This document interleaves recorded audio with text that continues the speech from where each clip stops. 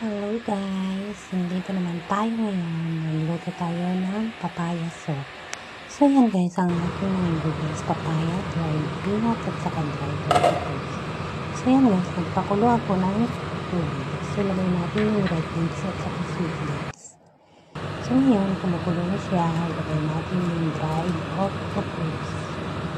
So yan, cover natin mga auntie. At yan, buksan naman natin. Ilagay natin ang ating peanut. So yan, yung peanut. Tinanggal ko yung balat niya, kaya puti.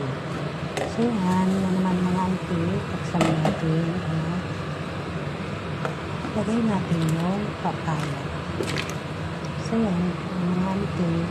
Ilagay na lahat ng mga sangkap ng ating soup. So yan, haluin natin. At hayaan natin kumulo. So, yun na guys, ang ating papaya soup. Ready to serve na yan. Luto na siya. So, yan. Cook only 1 hour siguro yun. So, yan.